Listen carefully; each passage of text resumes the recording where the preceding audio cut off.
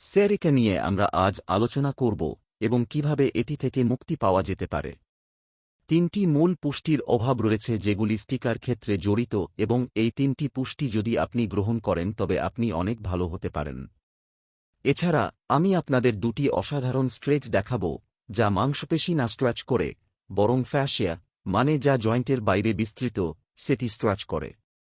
এই স্ট্রেচগুলি অত্যন্ত কার্যকর, কারণ যদি কোন পুরানো আঘাতের কারণে কানেকটিভ টিস্যুর আশেপাশে কোনো দাগ থাকে, যেমন আপনার পিঠে বা কপালের নিচে, তবে যদি ফ্যাসিয়া স্ট্রেচ না করেন তাহলে আপনি ভালো হওয়া খুব কঠিন।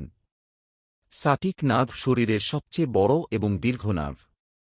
এটি নিচের পিঠ থেকে বেরিয়ে আপনার পাছার পাশ দিয়ে পিছনের পা দিয়ে পায়ে পৌঁছায়। এই নার্ভে যে কোনো জায়গায় ব্যথা হতে পারে।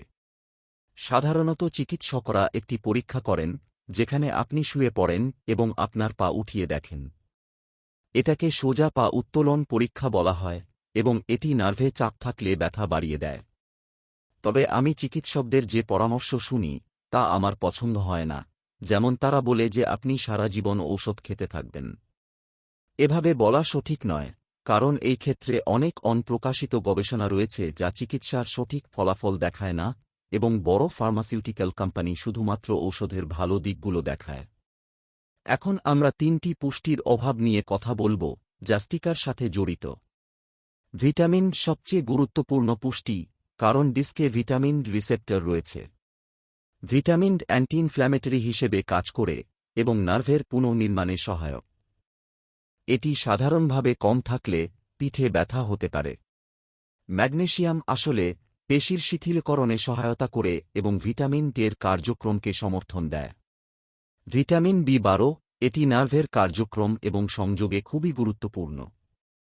বি12 এর অভাব হলে নার্ভের ক্ষতি হতে পারে এবং এতে ব্যথা বাড়তে পারে। এখন আপনি যদি ভিটামিন ডি, ম্যাগনেসিয়াম এবং বি12 এর অভাব থাকেন তবে সম্ভবত আপনার স্টিকার সমস্যা হতে পারে। এখন আসুন স্ট্রেচ সম্পর্কে কথা বলি। প্রথম স্ট্রেচটি হল একটি চেয়ারে বসে স্ট্রেচ করা, যেখানে আপনার এক পা সামনে থাকবে এবং অন্য পা বাঁকা থাকবে।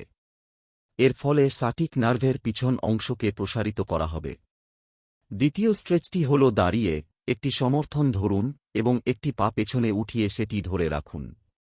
এর ফলে আপনার থাইয়ের সামনের অংশের প্রসারণ হবে।